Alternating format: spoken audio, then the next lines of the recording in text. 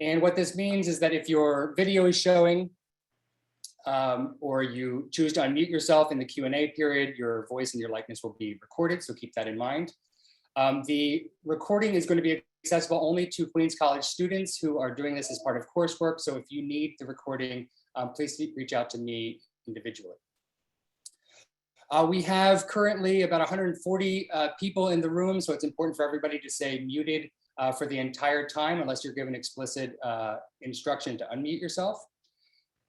Following my remarks, we're going to hear two presentations back to back, so it'll be about 20 minutes each, and it's followed by a question and answer period with the remaining time that we have. I strongly encourage you to use the chat function while we're having these presentations to share your respectful comments and also to ask questions. I'll be keeping track of these questions as the presentations go on, and I will incorporate them as much as I can into the question and answer period at the end, okay?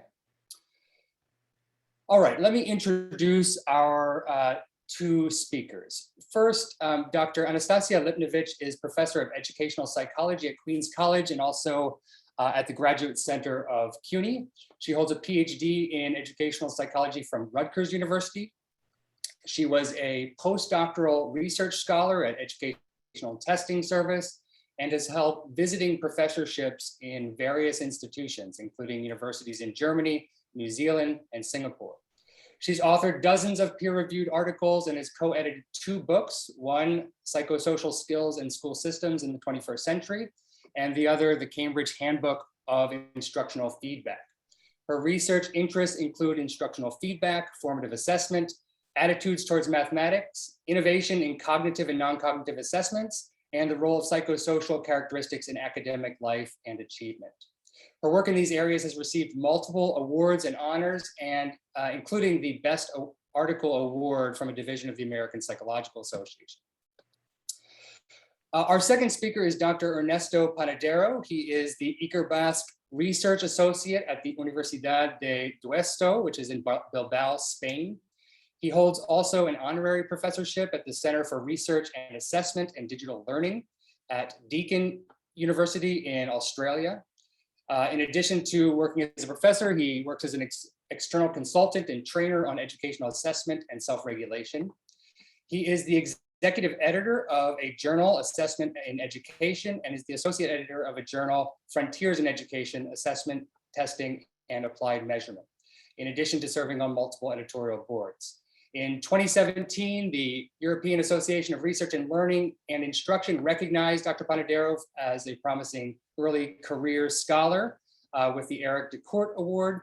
He's published dozens of articles on assessment and self-regulation. His research interests include applying educational psychology methods and theory to better understand the effects of educational assessment, the effects of formative assessment practices, and research on assessment that explores psychological correlates of self and peer assessment.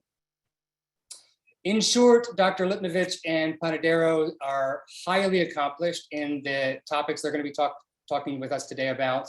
They've thought deeply about this, and it's an honor and a privilege to have them here with us. And not for nothing, they're also genuinely good, energizing people, and I'm really excited to have them talk with you today. So thank you so much for joining us. I'm now going to turn over the controls to Dr. Lipnovic for the first presentation.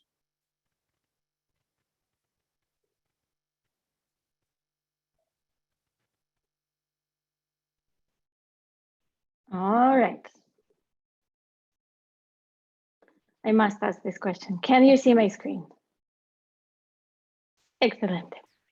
Yeah. Okay. Thank you, Bradley, for this wonderful introduction, and thank you for organizing this event. I just realized that with all the talks and presentations that I give in various places across the world, I hardly ever speak here at home. So it's a pleasure to be giving this talk here at home to some familiar faces, colleagues, and I see some students. So thank you so much for organizing it. And this event is also very special because I'm sharing, to say the stage, but actually the screen with the collaborator and the colleague and the good friend, Ernesto Panadero, whom I met many years ago at an assessment and feedback symposium in Australia. So basically feedback unites. So after this presentation, be prepared that we will all stay as one close family forever and ever. So the title of my presentation is not very whimsical. It's instructional feedback in a nutshell. And I will complete disclosure to all of you. We are not even going to scratch the surface. We will try to give you a flavor what instructional feedback entails, what it means in the context of formative assessment.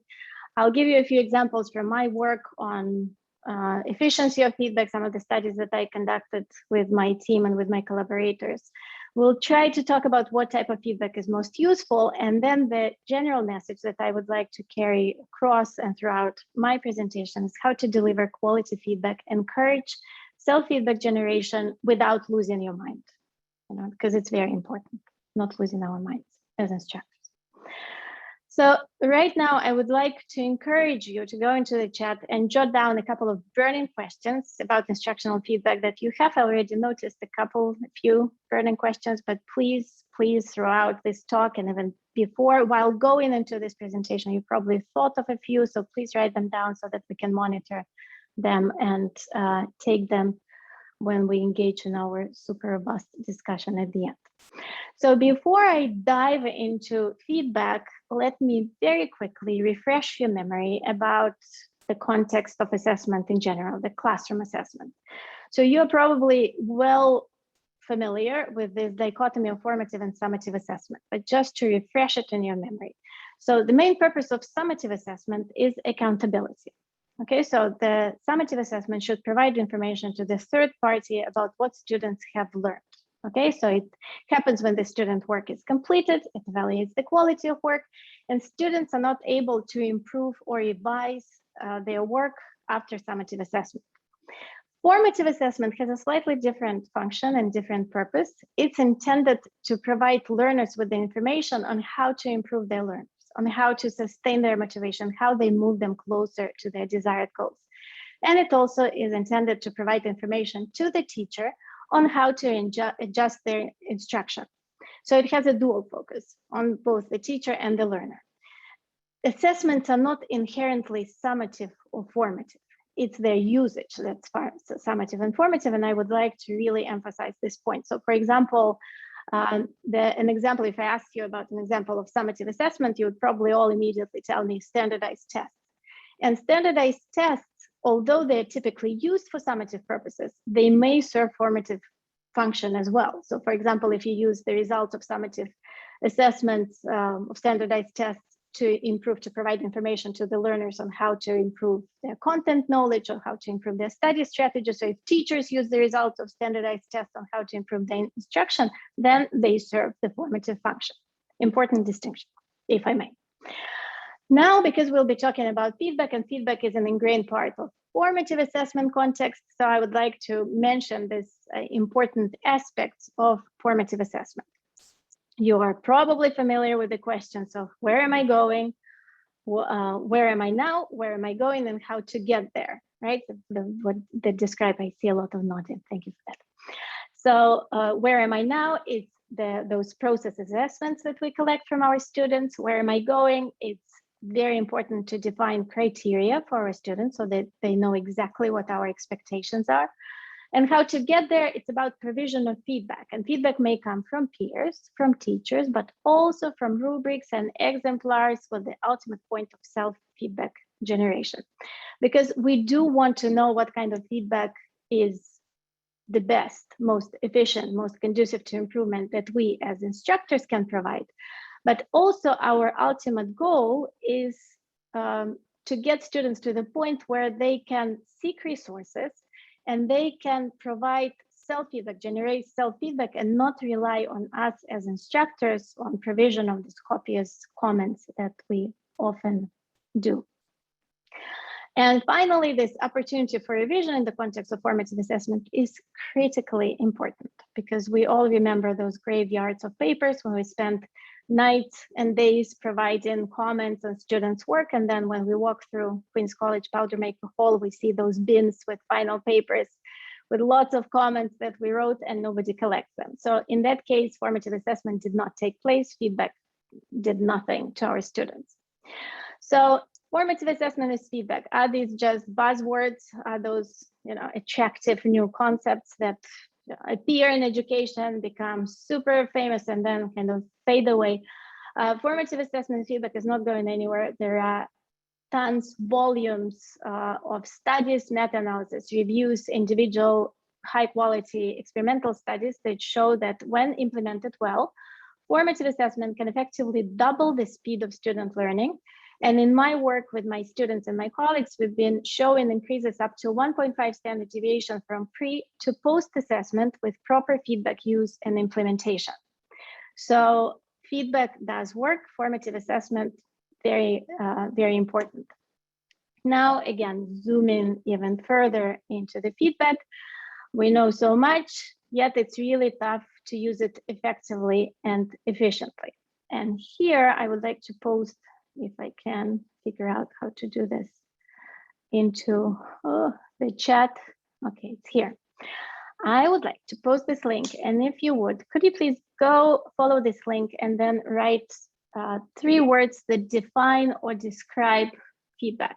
First 3 words that come into your mind, and then we'll review this beautiful word cloud at the end when we engage in our discussion. I am going to show you the word cloud that we designed with my students, some of whom I see here last Thursday, my master's students, and these are the words that came up. So feedback is information that is tied to students' performance, which is intended to help students improve this performance. It can also be defined through processes, through dialogue, but this information is what we are going to focus on in this presentation. So first, I'm going to start with the study that I conducted a while ago, and this study served as a starting point for many other studies that I conducted since then. So I was thinking that we as instructors engage in assessment continuously. We talk about assessment, we know that it's important. So ideally, because we spend so much time on it, it should enhance student learning. However, assessment often has the opposite effect, and many studies, as I started reviewing this literature, show that feedback may be the culprit. So I decided to look at the most common types of feedback that instructors provide. So I looked at grades. We do deliver grades quite a bit to our students. Praise, we've been praised, and some of us are more generous than others in terms of praise. And then detailed comments. And I also decided to look at the source of feedback. Does it really matter who provides feedback to our students? Okay. So for that, I formulated research questions. What are students' reactions to differential feedback messages, and specifically detailed feedback, grades, and praise on students' performance, and whether source of feedback affected students' reactions to feedback. For this, I designed an experiment with 464 general psychology students, and then a follow-up focus group study with 49 selected participants. The procedures were quite simple. So we had 2 sessions, 1 week apart. First, students came into a computer lab, they wrote an essay, okay? And then they came back and they were encouraged to work on revisions of this essay. So they were intentionally brought back into the computer lab. We said, okay, now your chances to revise your essay depend based on the feedback that we provided to you. And here we had 3 conditions. We had students who received no detailed feedback. We had students who received detailed feedback with an understanding that it came from the instructor. Then we had detailed feedback with an understanding that it came from the computer, but I generated both sets of feedback. And then we had the crossing with grade and praise. So it kind of sounds complicated, but it wasn't. So we had 12 different conditions. As you can see, we had a group that received nothing. They were just encouraged, go and revise your essay. We had students who received all of it, instructor feedback with grade and praise, and then combinations of these 3 variables. So what it allowed us to do is to disentangle individual effects of grades on performance, individual effects of praise on performance, and combinations of all these factors. And here is this types of comments that we provided, mechanics and content. And if you can see, if you can skim through the actual comment, the difference between instructor and computer comments were very minimal. So instructor comments sounded a little bit more personal. And this is what the screen looked like. So students received the score, a numerical score, and you can see here there is a statement of encouragement. Then by hovering the mouse, students could see the actual comment on each of these points. And then we recorded how much time students spent reading each individual comment and so on. So we recorded a lot of process data. So for example, here we see you haven't used course content to support your arguments. Please tie your major points to theories of motivation covered in class. Okay.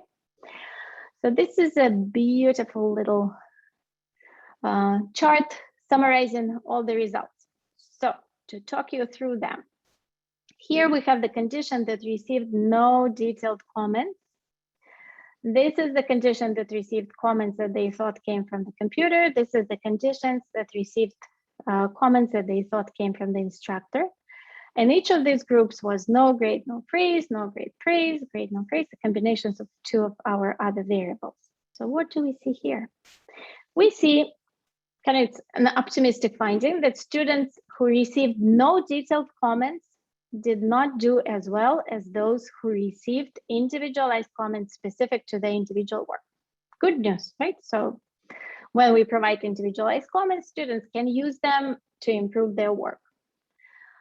What we also see here is that the averages for the 4 conditions of grade and praise combination for students who received no feedback, no detailed comments, and for students who received comments from the computer were really close. So it didn't really matter whether you provided the grade with computer comments, whether you didn't, whether you provided praise statement, whether you didn't, the performance was quite similar.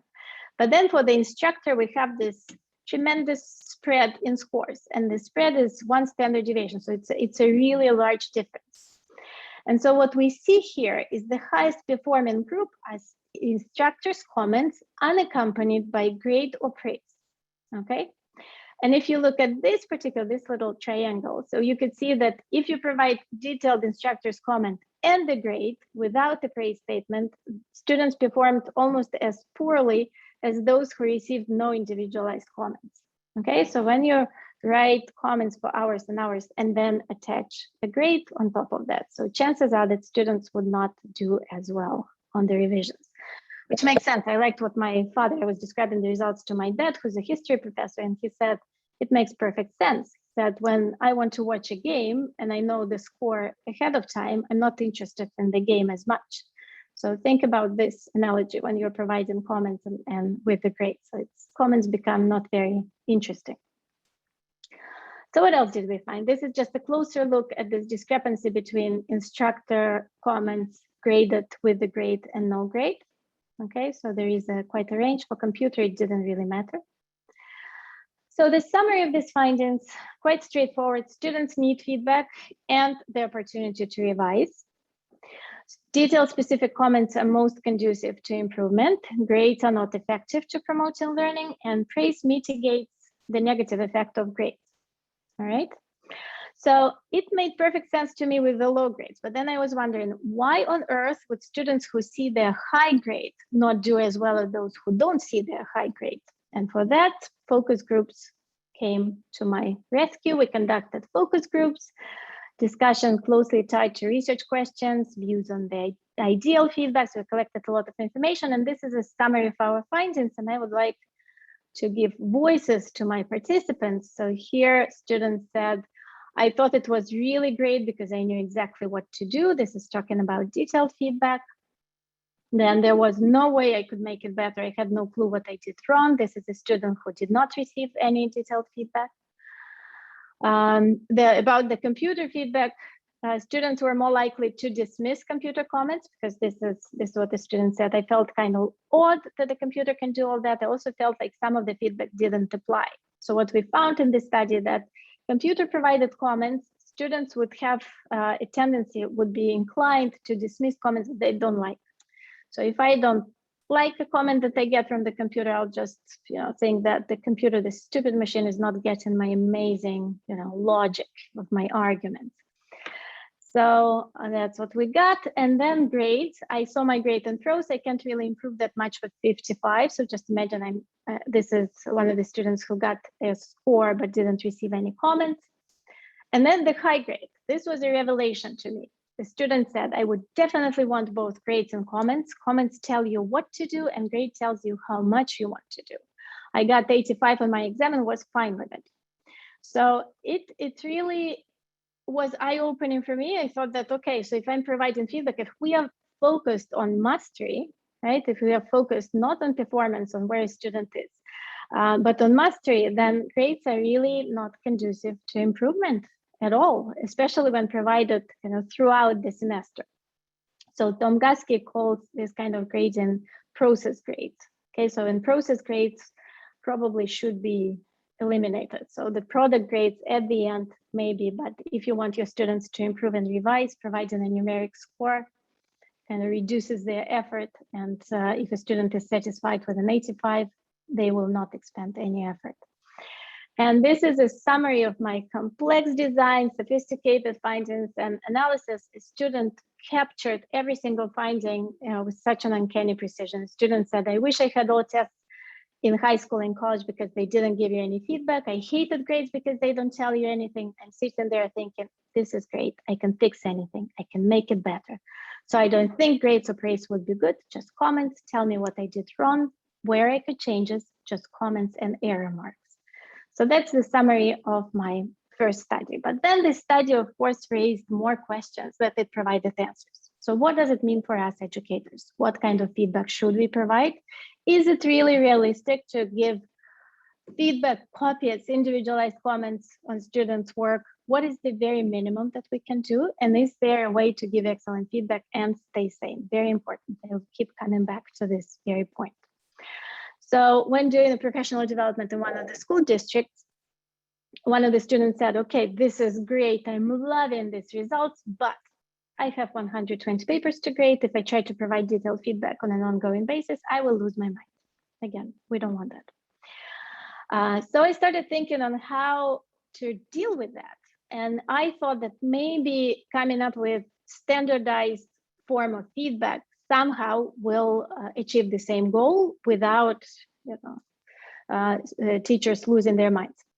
So I looked at rubrics and exemplars, not in their traditional way, right? So typically when we think about rubrics and exemplars, we think about them provided before the beginning of an assignment. What we did in our study in 2015, and then Ernesto and I replicated the study, it hopefully will be published soon in the Journal of Experimental Psych, and we replicated the results. So what we did, we used rubrics and exemplars as feedback. Okay, so we had students write a research proposal and submit their work, and then we randomly assigned them to 3 conditions: rubrics, exemplars, and combined. So we send them the materials. So a group of students received rubric. We said, okay, now take your draft and compare it to the rubric and engage in self-assessment, provide self-feedback and revise it based on this rubric. We did the same with the exemplars and then the combined condition. Guess what we found? We found quite amazing things. So first of all, the group that did the best was the rubric group. So students who were encouraged to revise their essay based on the rubric did the best. But students in the exemplar and combined exemplar and rubric condition also did really well. So if we look at the initial score, there were no differences among the 3 groups. And then if we look at the performance, it's obviously much better. So the conclusion from the study, and the effect sizes are quite striking. It's over 1. You hardly ever see this kind of results in any educational studies. And again, the study has been replicated twice already. So the summary here is that all 3 conditions led to improvement in students' written work. Rubric condition outperformed the other 2. And students focused only on the best exemplar when it was available. So when we asked students, they all said, I just looked at the best exemplar and made my essay look like that one. So there wasn't, maybe because of cognitive load, students were not capable of selecting the criteria of what made that exemplar a good exemplar. But in our recent study, we trained students on the exemplar use, and they were as successful, almost as successful as the rubric condition. So in rubric condition, it facilitated better quality self-feedback generation and possibly reduced cognitive load. Furthermore, I have a study in press in which we had a small scale study. We had 2 classes, 25 students each, and we had 10 weeks and 1 written assignment, write, revise, resubmit per week.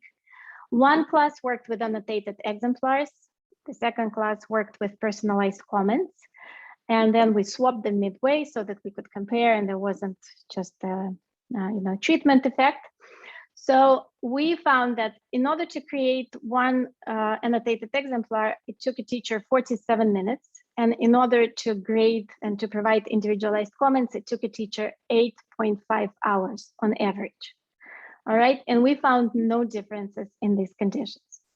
So we think that teacher feedback is this ultimate, most perfect type of feedback that we may provide on students' written assignments, but it looks like students are quite capable of generating good quality feedback by comparing their work to annotated exemplars with guidance.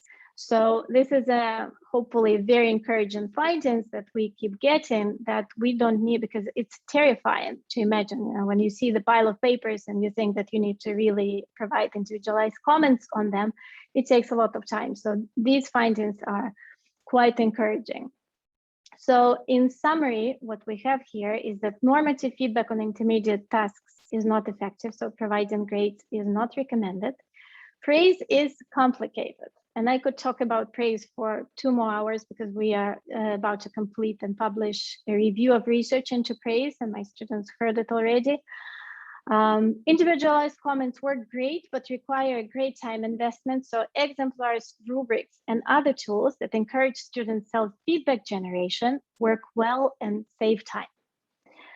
And I wanted to kind of bring to your attention some of my other work into feedback. So we recently constructed a survey which measures students' receptivity to feedback. And this construct comprises 4 components. And we're finding links to all sorts of meaningful educational outcomes. This survey has been validated in 4 countries already, in Singapore, USA, New Zealand, and Spain. So there is an emotional component, there is a value component, there is cognitive component and behavioral component to student receptivity to feedback.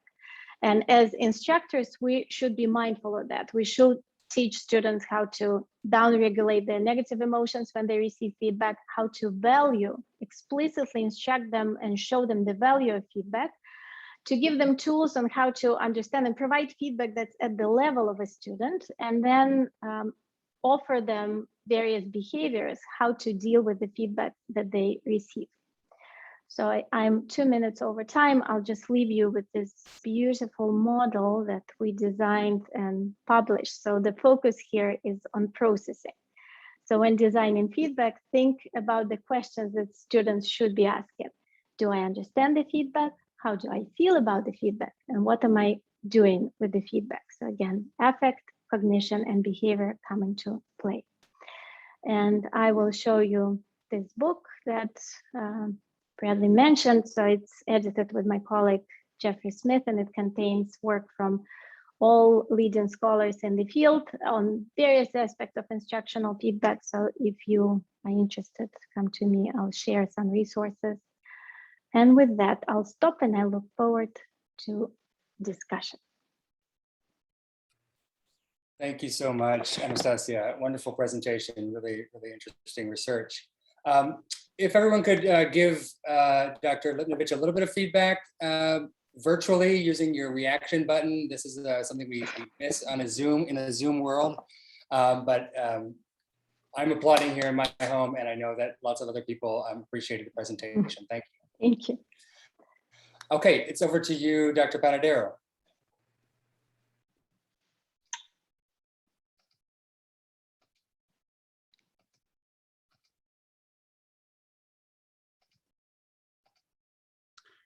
Buenas tardes a todos.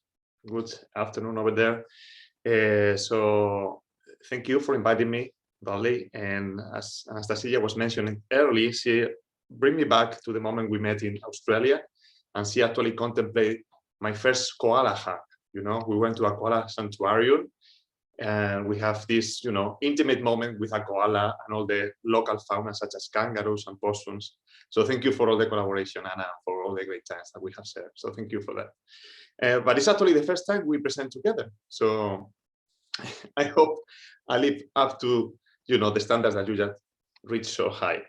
If you are interested into my presentation, you just need to go to my Twitter, which is Ernesto Panadero, and you will find a link into the PDF containing the slides. And if you are interested in any of the papers that we have published, you can find them free and available in my website too.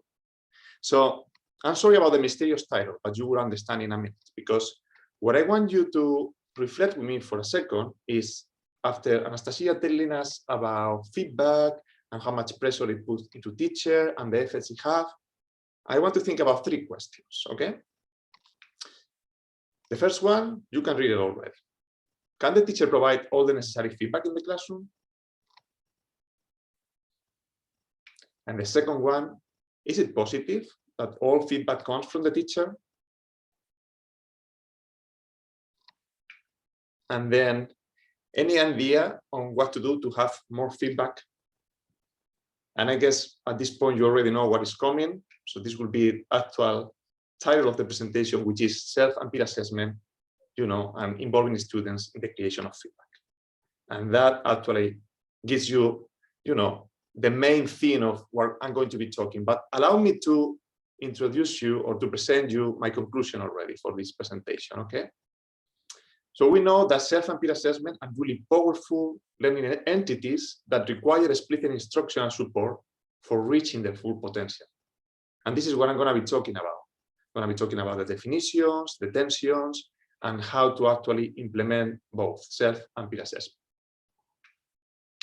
There are a number of reasons to implement self and peer assessment. A crucial one that sometimes gets forgotten is that self and peer assessment already happen in the classroom, regardless of our actions as teachers. You know, we as human beings, we self-assess all the actions that we do. And when it comes to peer assessment, if you know the classic book by Nuthall from 2005, The Hidden Lives of Learner, he actually observed peer assessment constantly happen in the classroom.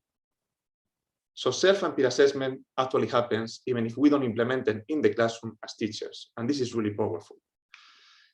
We know also that if we implement both of them, we will enhance the students' autonomy, responsibility, and agency. We will also increase self-regulatory strategies and metacognition by giving them the chance to reflect about their own work and the work of their peers.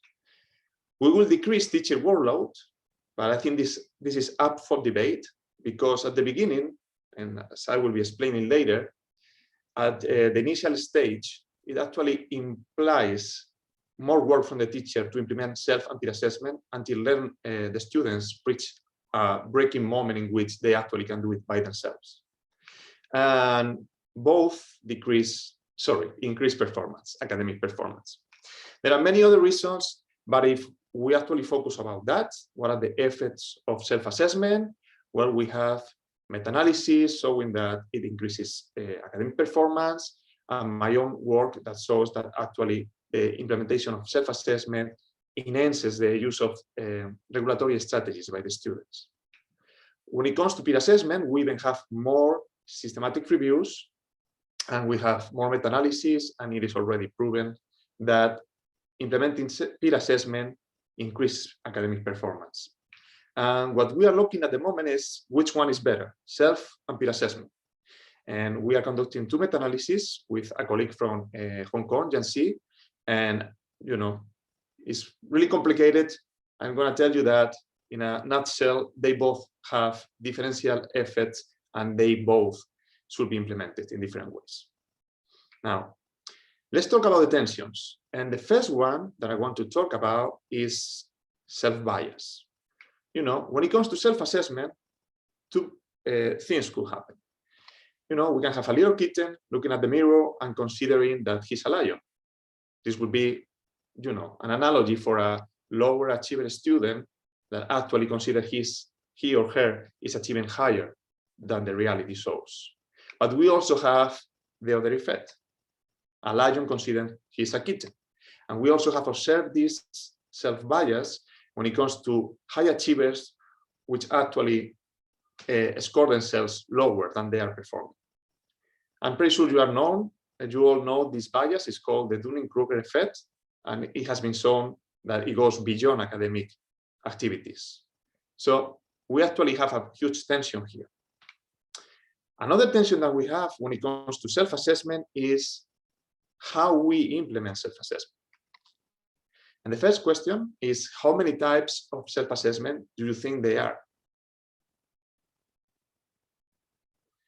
Back in 2016, myself and a couple of colleagues explored this question, and we found up to 20 different types of self-assessment, ranging from the really summative side, such as self-marking, so just having the students provide a score for their work and that's it, to the really formative side, in which students were providing formative feedback for themselves, using rubrics, etc.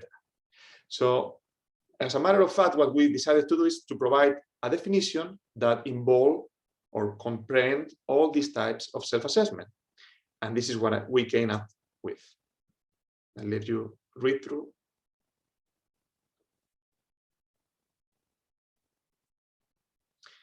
So we consider this definition actually is able to comprehend different types of self-assessment. But the tension here is that we can have a teacher, a colleague next door saying that she's implementing self-assessment, but her type of self-assessment is mostly summative. And that happens a lot in the classroom, where what we consider self-assessment in our classroom is really formative purposes of self-assessment. So it is important that we clarify what we mean with self-assessment and how we implement it in the classroom. And recently there has been a move into looking at self-assessment and how to turn it into self-feedback. There are a number of authors such as Heidi Andrade, David Bao, David Nichols, a number of really reputed colleagues thinking about how to actually turn self-assessment into the more powerful version, which is self-feedback, which is the most formative final purpose. And back in 2019, we especially focused in some areas to achieve this. The first thing that we consider important is that self-assessment, as I explained a couple of minutes back, is actually something that happens in human beings and many times happen in an implicit way, and students don't have time to reflect about it. So if we make that self-assessment explicit by giving instructional space in the classroom, we can correct for self-bias. In this way, self-assessment will become some kind of classroom activity. Another really important feature, if we want to move from self-assessment to self-feedback, is not to worry so much about whether the students are able to guess their score, but whether the feedback that they generate for themselves is accurate, the content itself, whether they can discriminate the mistakes, the things that they can improve, and what are the next steps. Then we also provide this idea of using a developmental approach. For a really long time in the self-assessment literature, you will find that colleagues were asking students to self-assess when they were novices. So they were facing a new task and they were supposed to self-assess. Well, we know now that they need practice and they need expertise. So we need to provide those opportunities for students to become accurate self-assessors. And obviously, and you know that I really like this idea of self-regulated learning and everything that entails, we need to connect, the dots between self-feedback and self-regulated learning. Now, we can also need to change the view from considering that self-assessment is just something that we do one task to something that we do over a period of different tasks to actually achieve a long-term learning view of self-assessment. Now, with peer assessment, there are also at least two main tensions. And one is the same one as I just described with self-assessment, and that is, what is the type of peer assessment that we are implementing in the classroom? Because there are many different types. We have peer scoring, peer assessment, peer feedback, and so forth. So interestingly, here we have something similar to what happened in self-assessment.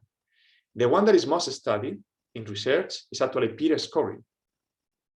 You know, whether a student is able to guess or to estimate the score of a peer. But we know that the most powerful in terms of learning is actually providing peer feedback, allowing students to create feedback, you know, comments given to a peer, so that actually that peer can implement those comments. This, as you can imagine, aligns perfectly well with what Anastasia was just showing you. Anastasia research is showing that grades are not as powerful as comments. We have the same for self and peer assessment.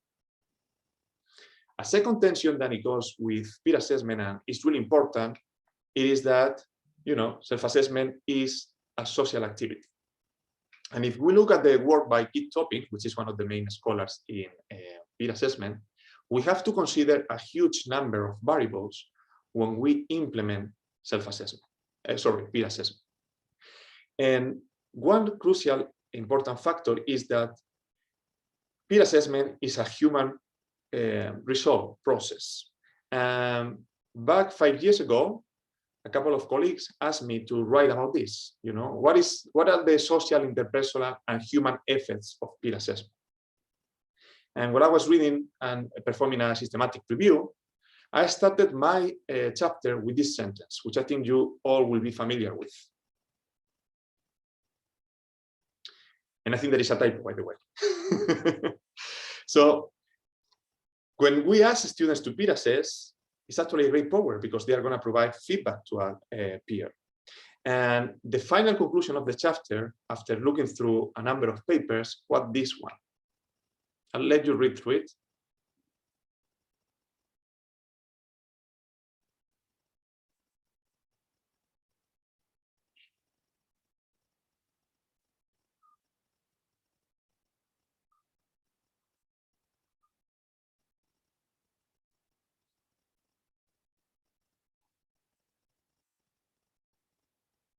So all in all, if you remember, when it comes to the tensions of self-assessment, I ended up talking about self-feedback. Here, I'm talking also about peer feedback as the most powerful way of implementing peer assessment. And this is what we found. You know, we cannot imply that there is no learning gain in peer scoring, but it's not as powerful as peer feedback. So that is a really important message for concluding this section on tensions. Now, I wanted to focus on what are the main predictors of teachers' use, because at the end you are all teachers and you want to implement peer and self-assessment in your classroom. So we did, with a couple of colleagues, 2 studies in which we asked 1,500 Spanish teachers to provide the reasons to use self-assessment and peer assessment, and then they reported also the frequency of use. And the scenario that we got for self and peer assessment is very similar. So when it comes to self-assessment, the main predictors for teachers implementing it in the classroom are if they have previous positive experience with self-assessment, if they are aware of the advantages of using self-assessment, or if they have participated in assessment training. This is for self-assessment. But if we look at peer assessment, the picture is very similar. You know, if teachers are aware of the advantages of peer assessment, if they have used previously peer assessment, and especially if they have previous positive experience with PA. Guess what? This aligns really well with the guidelines that we have when we want to implement self and peer assessment with our students. They need to have previous experience, they need to know the advantages. So even for us as teachers, it is important not only to believe in the advantages, but to actually have experience. And throughout the workshops that I give in a number of universities, I found many cases of teachers that, you know, just give to self and peer assessment one try, and that's it, because it was not successful, they don't continue doing it. And that was just the first step. You actually have to continue doing it because it takes a lot of time to do it right. Now, the main aspects that comes to how to implement self and peer assessment. I want to mention here some basic general tenets. So again, it takes deliberative practice for the students as for the teachers. Something that is key is that we need to have clear goals, criteria, and exemplars to provide to the students. Then, if we want to implement rubrics, there is what Heidi Andrade calls rubric reference self-assessment, which actually have shown to help when implementing self-assessment. Usually, it comes from my own experience. You know, students are usually reluctant because they have had bad experiences with self and peer assessment, because it usually in the past only implied providing a score. But when you implement it in formative ways, actually students become familiar with the process and they actually like it by the end. And again, keeping in mind this developmental approach, students need to have practice and experience with the task at hand, and also experience when it comes to self and peer. We generated a list of implementation guidelines coming from previous research, and I will skim through it. You know, when it comes to self-assessment, define the criteria, so you have to give this to the students, teaching students how to apply the criteria by modeling, scaffolding. Something really important, you have to provide feedback about the self-assessment itself, okay? Especially the first times the students are self-assessing, and if they are not familiar with the, you know, the task, Then also give students help in using self-assessment data to improve performance. Something that is crucial, give time then for the students to revise their work. Just as Sana was saying, it is more powerful if after providing feedback to actually give the room and the time to do something with the feedback, you know, whether it's coming from the teacher, from a peer, or they have created that feedback themselves. And do not turn self-assessment only into self-scoring or self-evaluation, just provide a grade. When it comes to the list of recommendations for implementing peer assessment, it looks very similar. You know, clarify the purpose, involve the students in developing and clarifying assessment criteria, match the participants, because as you know, peer assessment actually involves interactions. You know, also clarify the peer assessment format, provide quality peer assessment training, example, and practice. You can provide rubrics, scripts, and monitor the process.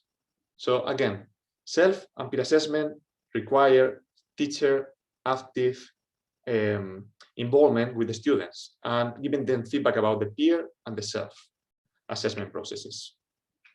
Now, let's hear someone that is much wiser than me, and I'm going to put a short video from Dylan, and he explains this in a really nice way. So, see.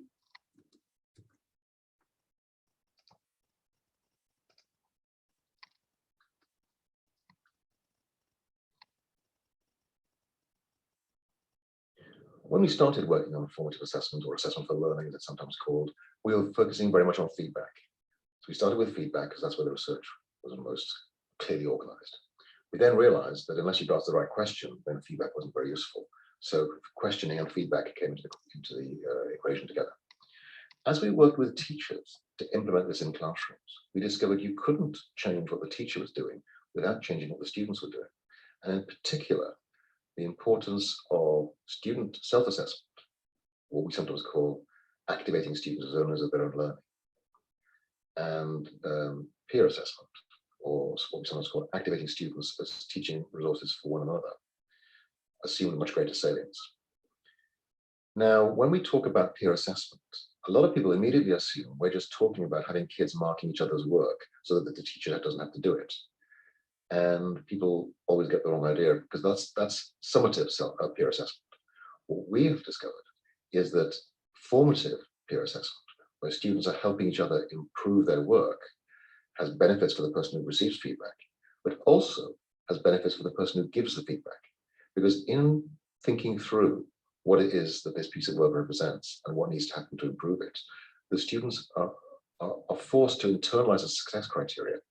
And they're able to do it in the context of somebody else's work, which is less emotionally charged than your own. So what we see routinely now, we see it very, very commonly, is when students have given feedback to others about a piece of work, their own subsequent attempts at that same work are much improved because they're now much clearer about what good work in that task looks like. So that's been, and I think one of the real breakthroughs is just the real benefit of peer and self-assessment, both for the person who's doing the assessment, self-assessment, and the person who's giving feedback, the peer assessment. We see students being very, very effective commentators on each other's work and giving very, very sound advice. Sometimes a lot harder than the teacher would give.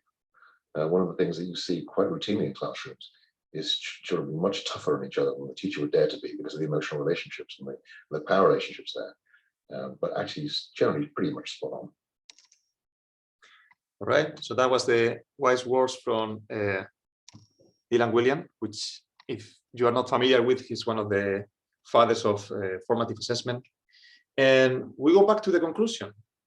And I hope I provided some reasons for this sentence that I wrote right here. You know, like self and peer assessment are really powerful, but they require instructional support. And right now, I would just like to ask these 3 questions.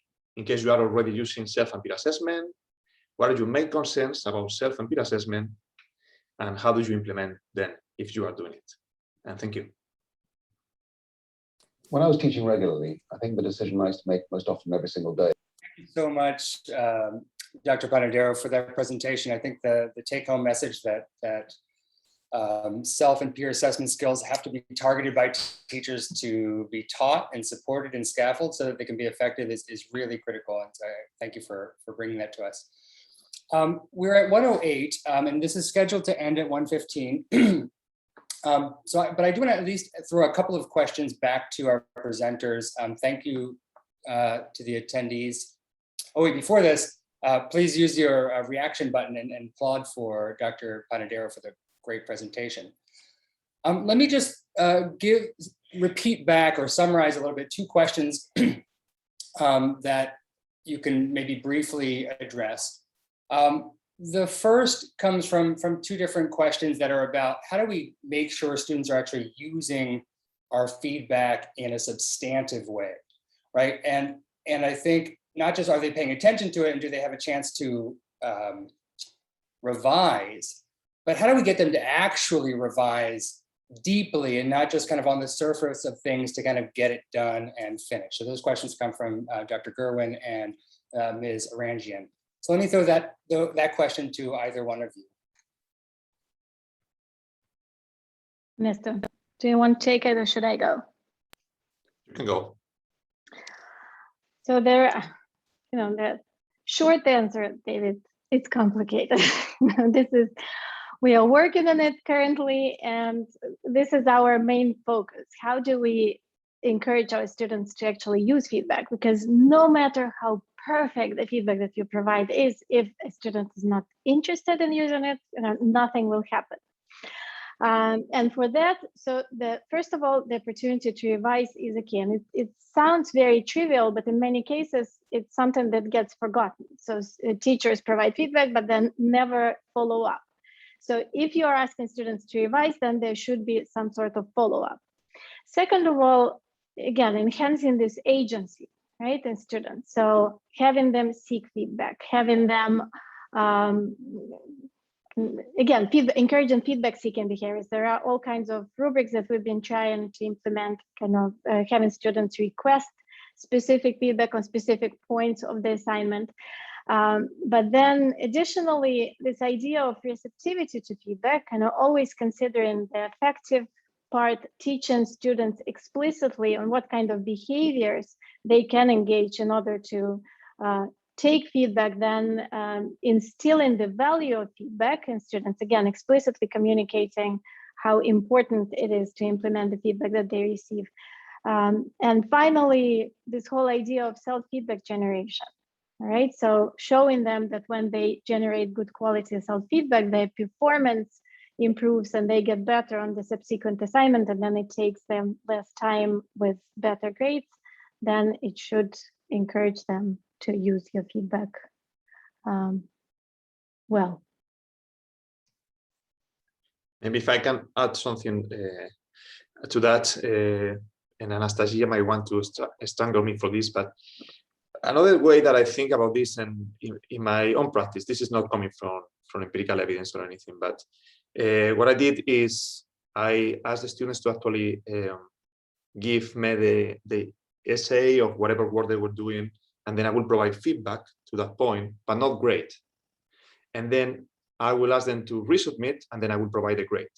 And a part of the grade will depend on what they actually have done with the feedback they receive. This is, of course, if we are actually grading the task and knowing that it goes against some of the basic foundations that Anastasia was just mentioning, but I think especially in higher education, that has worked for me before. Yeah, I agree with that. Not going to strangle you for that particular comment. But what I've been doing with my PhD students, I've been implementing what we have, all colleagues will know this process, right? When you submit your paper to a journal and then you receive comments from reviewers that make steam come out of your ears and you're angry and you don't like the feedback, yet you sit down and very carefully and meticulously and very constructively address each and every comment. So what we've been trying to do with both peer feedback and teacher provided feedback, we've been trying to have students do exactly the same thing. So if peers provide you feedback, you write a response letter. So here is how I incorporated your comments. Here is why I did not incorporate this comment. So this motivates them to really engage with the feedback that they provide and use it to improve their work. Thank you for those responses. Let me ask another question that came up from Amol Abida, who asks, how can we provide feedback that is encouraging and also addresses concerns simultaneously? And if I can just frame that, one thing that I hear and feel sometimes as an instructor is a reticence to step out of the role of coach and encourager into a role that's more critical and to give hard to hear news. And how do teachers balance kind of giving students the information they need, but also maintaining students' motivation to actually take up the feedback and feel self-efficacious that they can accomplish it? Anastasia, do you want to go first? Sure.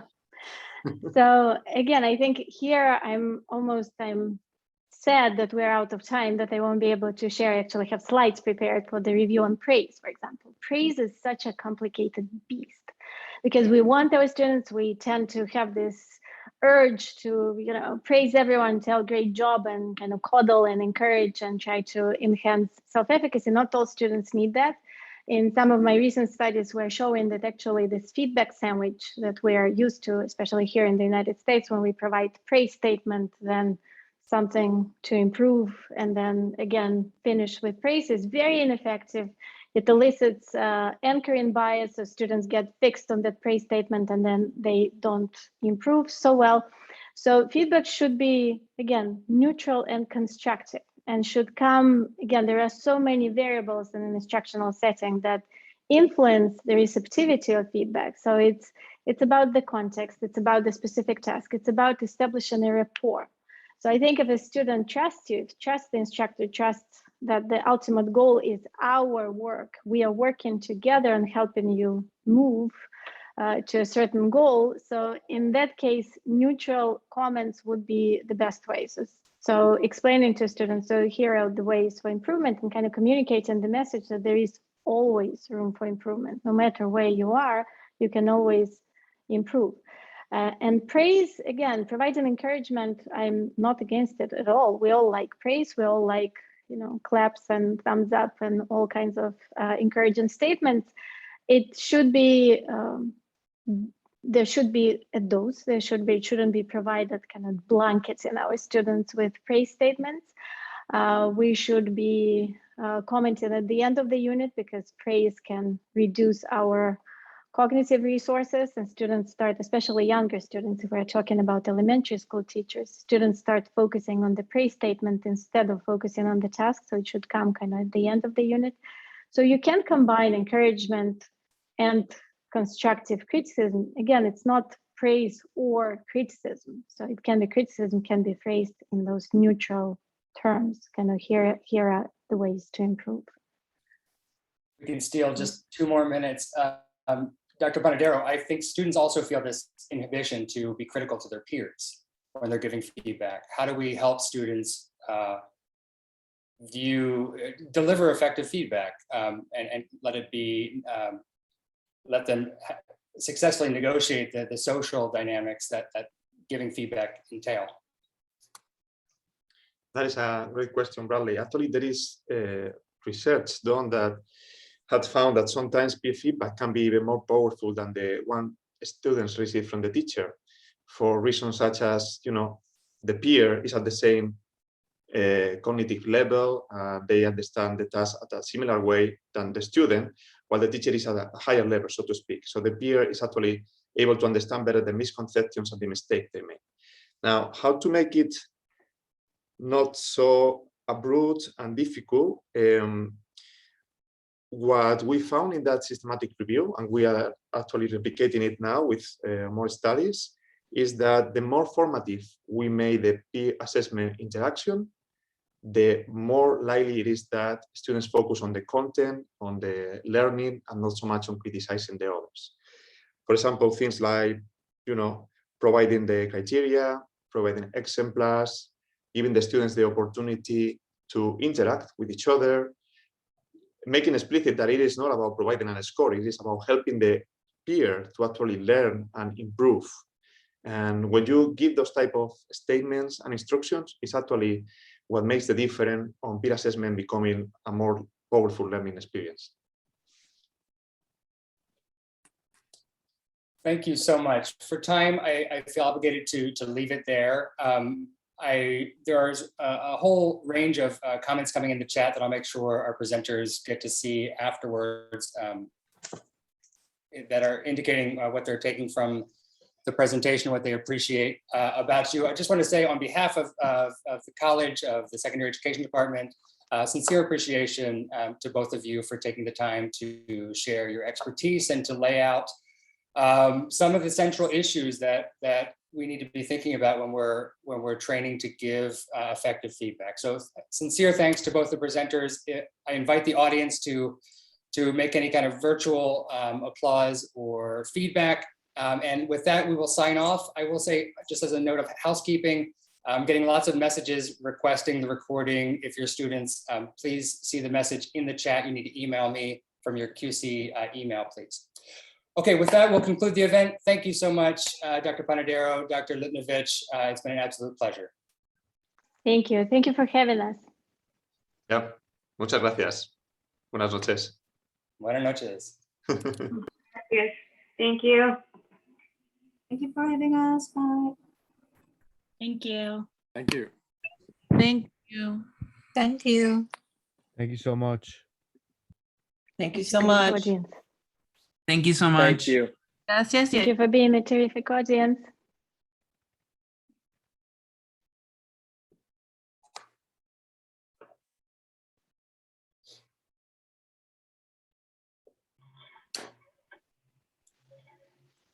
Gracias.